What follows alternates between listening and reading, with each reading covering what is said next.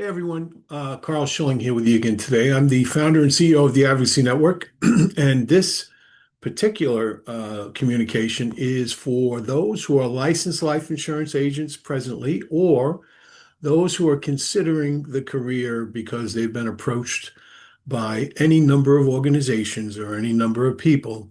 So hopefully this is a message to you as well, okay? But I'm going to go over some things and cut through all of the white noise, all of the nonsense.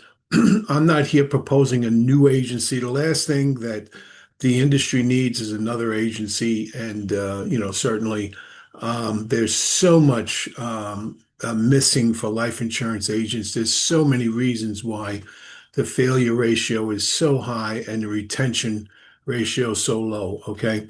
That's what I'm concerned about after all these years in the industry. I'm trying to increase the retention of agents, okay, for many, many reasons. So let's kind of look at a few facts just so we get to the facts and you get a feel for what exactly goes on, okay? So presently, and we're going to break these numbers down, there's 927,600 licensed agencies and brokers working in the United States, okay? Just under a million. And that breaks down to, in 2023, there was 902,000 life and health insurance agents and 686, okay? So you got 927,000 agencies. Those are agencies, okay? And within those agencies, there's licensed life and health agents. On average, 57.9% of first-time insurance exam takers pass the test. Within my organization, well, when we have what we call the Test Genie operation, we have a 100% pass ratio, okay? 100%. So nobody fails first time out. The average age of an employed insurance agent presently is just over 45 years old.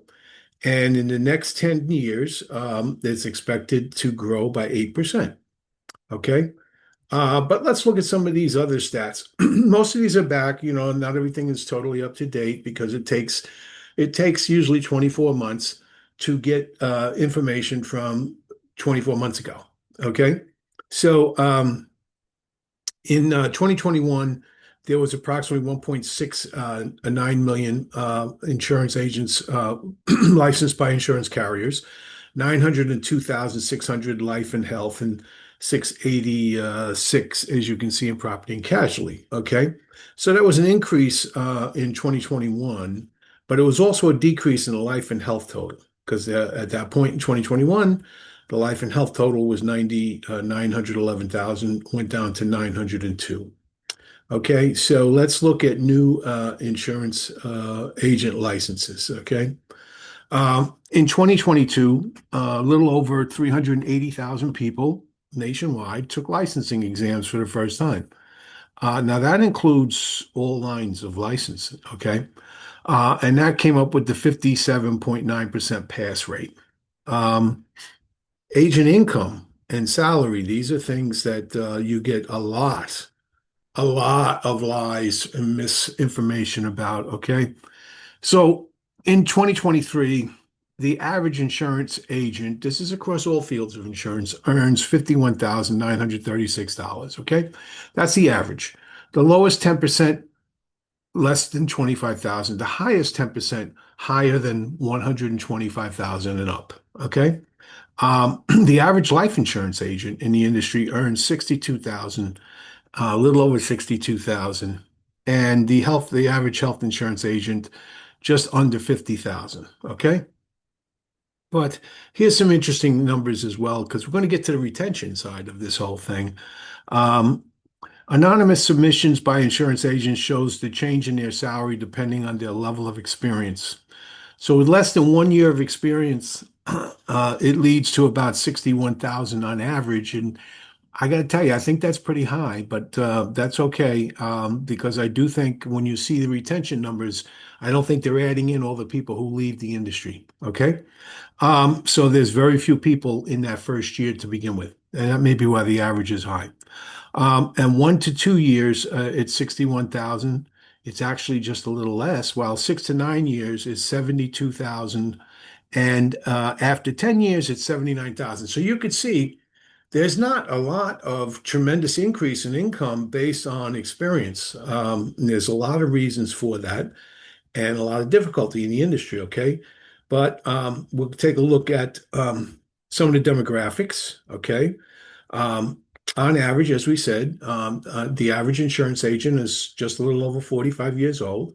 11% of insurance agents are 20 to 30 years old. So there's a lot of work to be done in that younger generation because that's going to be the future of the industry. So there's a lot of heavy lifting that needs to be done there.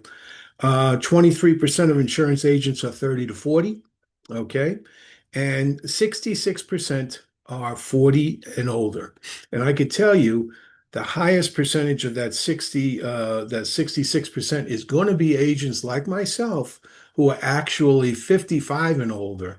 And I happen to be 71.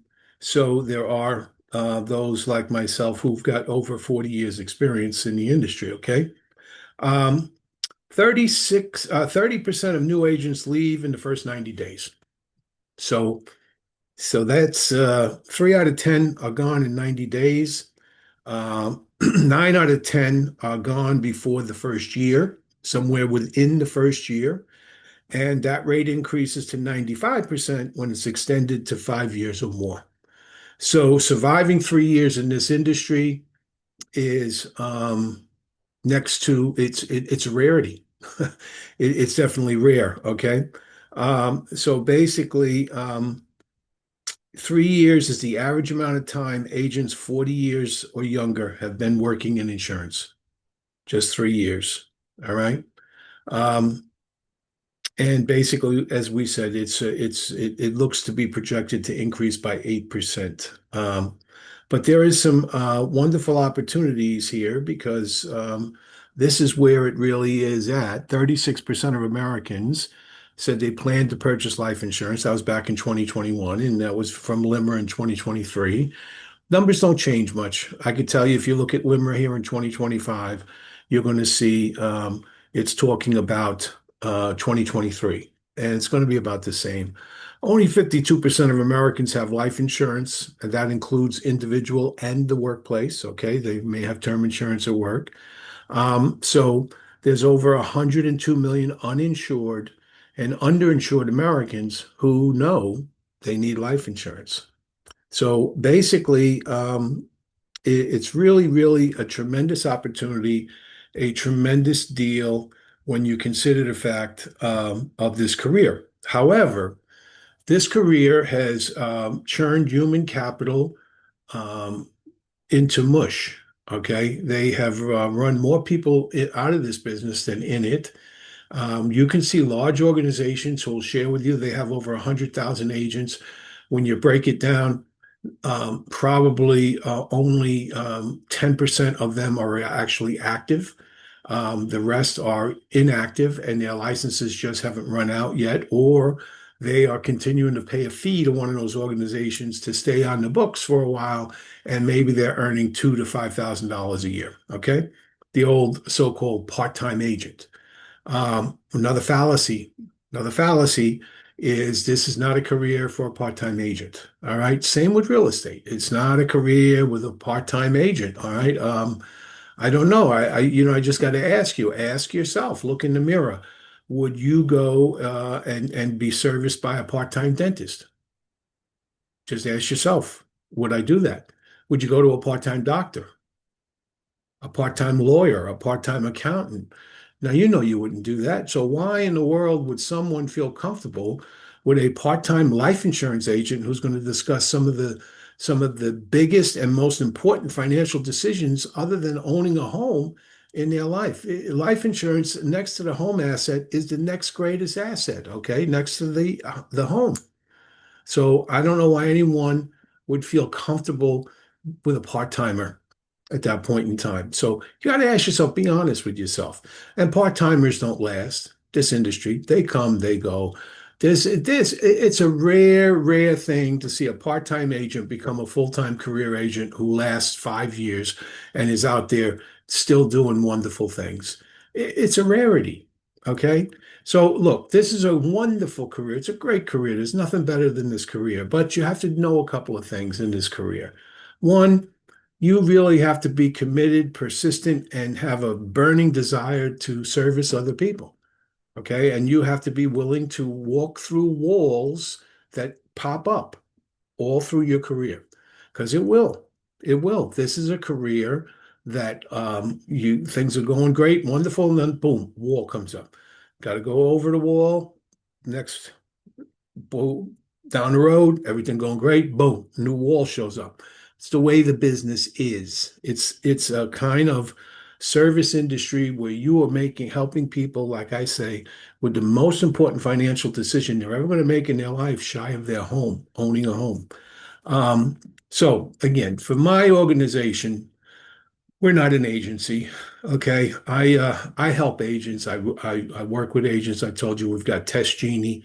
Test Genie is a 100% track record. If you're thinking of coming in the industry and want to start in this industry, someone's recruiting you, call us, which is good because you'll still go with who's ever recruiting you. We're not going to move you or tell you anything, but we'll get you through the test. Okay, you'll get through the test first time.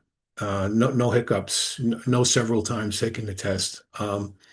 The other side of what we do, I got the middle class millionaire plan. So I work with people to develop them into financial concierges.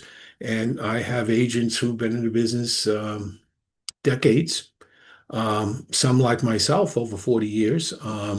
Also got agents who've been in the business less than 3 years and trying to establish a career for themselves. Okay, so we're willing to work with any level of agent. That's number primary. Okay, primary issue. I want you to have a career. I don't want to see you come and go. I want to help pull you through these early years of this career. And I certainly am looking for people between 20s and 30s because we have so few of them, and this industry needs young blood. And the industry is getting more and more automated. The industry is becoming more and more friendly towards the kind of communications that the younger generation wants. And I think also the younger generation is a little more concerned about financial literacy than the baby boomers used to be and are now. And some of that a large sampling of financial illiteracy is being reduced because I do believe that that's one of the good things in the younger generation. So, and certainly between 30 and 40, we want to increase that number of agents. We have all kinds of ways for you to do well. Again, not an agency, not looking to recruit agents. I'm in this business to help agents. I'm in this business to provide support, very good support. I'm in this to provide what I would like to call performance driven coaching. Okay. And also, I think that there's a nature of self-improvement that sadly is overlooked. It's consistently overlooked. Probably one of the biggest flaws and one of the biggest mistakes anybody can make in a sales career, regardless what you're selling, is to ignore self-development. Okay. Self-development, like lead the field and all kinds of not just motivational tapes and programs, but also programs to help you become better aware of your inner self, better aware of the way you communicate, better aware of the internal bias that you may have, the subconscious bias that you don't realize that you project, all these things. If you're going to become a six-figure income earner and you're going to become a person who's going to continue to grow and substantially build your business, the first and most important thing you can do is to improve yourself. Okay, so there's just there's no way around that. All right. If you look at those agents we just looked at, who from year, all the way to 10 years, they only earn two, $3,000 a year more after 10 years of experience, and they've only increased their income by 5%. Something's wrong. Okay. Something's terribly wrong. So I would just share with you today some of the flaws. It's not about buying leads. Okay. It's not about recruiting other people so that you can have a base shop and increase the production. It's not about you just jumping in and selling a single need and forgetting all else. It's about creating a personal advocacy. It's about becoming a financial concierge and differentiating yourself. 900, almost a million agents out there. You don't want to be one of the crowd. You need to differentiate yourself. You need to step out. You need people to say, wow, there's something special about that person. I want that person as my advocate, and I'm willing to work with them. You have to have it. Okay. Anyway, check on Middle Class Millionaire Plan. You'll see it come across the screen, www.middleclassmillionaireplan.com. Download the book. And let's talk. If you're getting ready to test or you want to get in this industry and someone's already recruited you, call me.